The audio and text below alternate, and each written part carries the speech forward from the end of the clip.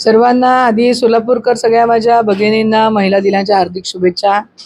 8 तारखेला जागतिक महिला दिन साजरा होतोय। त्या पार्श्वभूमीवर भारतीय जनता पार्टीने पण आमच्यातल्या एका महिला नगरसेविकाला स्टँडिंग कमिटी चेअरमनची संधी देऊन हा एक वेगळा पायंडा आणि वेगळा संदेश सोलापूर शहराला दिलेला आहे की भारतीय जनता पार्टीमध्ये समान संधी महिलांना पहिल्यापासून मिळत होती, आताही समान संधी देतोय आम्ही।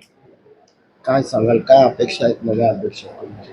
नव्या अध्यक्षांनी शहराच्या समतोल विकासासाठी जो स्टँडिंग कमिटीचा चेअरमन पदाचा उपयोग त्यांनी जास्तीत जास्त करावा। त्याचबरोबर एक महिला अध्यक्ष म्हणून शहरामध्ये पायाभूत सुविधांची तर गरज आहेच आहे, त्याही 100% पूर्ण होतील, परंतु महिला ज्या दृष्टीने आपल्या घराचं सौंदर्य असेल त्याप्रमाणे शहराचं सौंदर्यामध्ये पण त्यांनी भर घालावी। शहरामध्ये ज्या ज्या गोष्टींची आवश्यकता आहे, शहराच्या सांस्कृतिक क्षेत्रामध्ये असेल, नाट्य क्षेत्रामध्ये असेल, खेळाडूंच्यासाठी असेल, त्याचबरोबर शहराचं पर्यावरण असेल, शहराचं सौंदर्य असेल, शहरातली मंदिरं असतील, त्याचबरोबर शहरातल्या सगळ्याच विकासाच्या ज्या गोष्टी आहेत त्यामध्ये सौंदर्य दृष्टी ठेवून शहराचा विकास चांगल्या पद्धतीने त्या करतील असा मला नक्की विश्वास वाटतो। महिलांना मिळणारी संधी पाहून युवतीमध्ये एक उर्मी तयार होते आणि अशा युवतींना आपण काय सांगतो? भारतीय जनता पार्टी हा युवतींना संधी देणारा पक्ष आहे। खरं म्हणजे युवतींना आता राजकारणामध्ये खूप संधी आहेत। दुसऱ्याच एक युवती आपल्याच सोलापूरच्या सुपुत्री असणाऱ्या शिंदे सेनेनी त्यांना ज्योतिताईंना खासदार पदाची संधी दिली आहे आणि अशा एक युवतीला सोलापूर शहराचं खासदार पद मिळालेलं आहे। ही एक आपल्या दृष्टीने अत्यंत अभिमानाची गोष्ट आहे। त्यामुळे अशा प्रकारे युवतींना आमच्या पक्षामध्ये पण संधी आहे। त्यांनी चांगल्या पद्धतीने काम करावं, राजकारण हे चांगलं क्षेत्र आहे अशा प्रकारची एक प्रतिमा आमच्या या सगळ्या नगरसेविकांच्या मधून आता शहरामध्ये तयार झालेली आहे। या नगरसेविकांच्याकडे बघितल्यानंतर असं वाटतं की भारतीय जनता पार्टीमध्ये चांगल्या महिला निवडून आलेल्या आहेत आणि त्या शहराच्या चांगल्या पद्धतीने कारभार करतील। तर युवतींना असा मी संदेश देईन की त्यांनी सुद्धा राजकारणामध्ये चांगल्या पद्धतीने काम करण्याच्या संधी आहेत, तर त्यांनी सुद्धा भारतीय जनता पार्टीमध्ये येऊन चांगल्या पद्धतीचं काम करावं। आज सोलापूर महानगरपालिकेच्या स्थायी समितीच्या सभापती आमच्या भगिनी रंजिता ताकोते यांची भारतीय जनता पार्टीने आज निवड केली।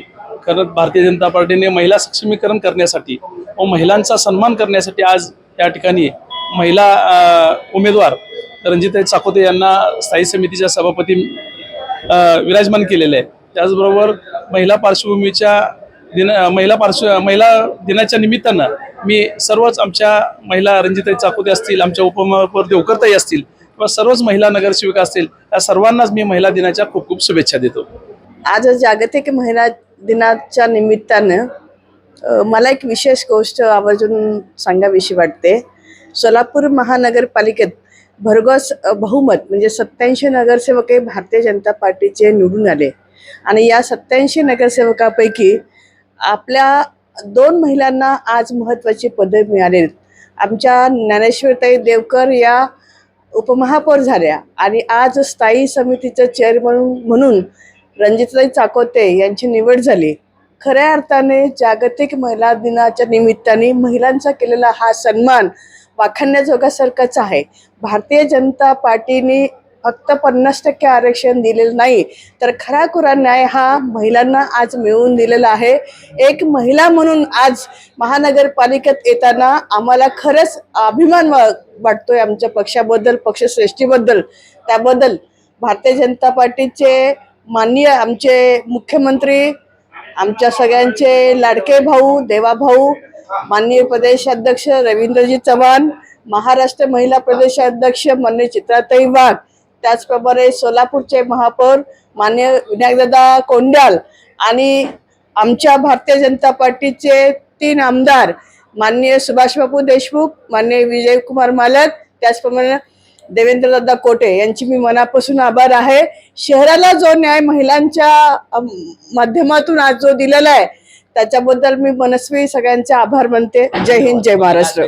खरोखरच मला वाटते की आज ज्या स्थायी समिती सभापतीपदी रंजिताताई चाकोते यांची झालेली निवड हे खरंच भारतीय जनता पार्टीने महिला दिनाच्या पार्श्वभूमीवर या ठिकाणी महिलेचा केलेला एक सन्मान आहे आणि आपण पाहतोय की राज्याचे मुख्यमंत्री देवेंद्रजी फडणवीस साहेब यांनी ज्या पद्धतीने लाडक्या बहीण योजनेच्या माध्यमातून महिलांना सक्षमीकरण करण्याचं काम हाती घेतलं आहे, लखपती दिदीच्या माध्यमातून त्या ठिकाणी लखपती करण्याचं महिलांना हाती काम घेतलं आहे, त्याच पार्श्वभूमीवर त्या ठिकाणी भारतीय जनता पार्टीने सोलापूर महानगरपालिकेचे 2 कॅबिनेट पद, एक उपमहापौर असेल आणि दुसरं स्थायी समिती सभापती, म्हणजे आपण ज्याला महापालिकेच्या तिजोऱ्या चाव्या म्हणतो, त्या ठिकाणी महिलांच्या हातात देण्याचं काम या ठिकाणी भारतीय जनता पार्टीने केलं आहे. त्याकरिता मी पालकमंत्री जयकुमार भाऊ गोरे असतील, आमदार देवेंद्रदादा कोटे असतील, आमदार शशिदादा कल्याण शेट्टी असतील, आमदार सुभाष बापू आणि आमदार विजयकुमार देशमुख साहेब या सर्वांबरोबर आमचे शहराध्यक्ष रोहित तडवळकर, महापौर विनयदादा कोंडाल, गटनेते नरेंद्रजी काळे साहेब आणि सर्वच भारतीय जनता पार्टीचे वरिष्ठ नेतृत्वाने त्या ठिकाणी आभार मानतो.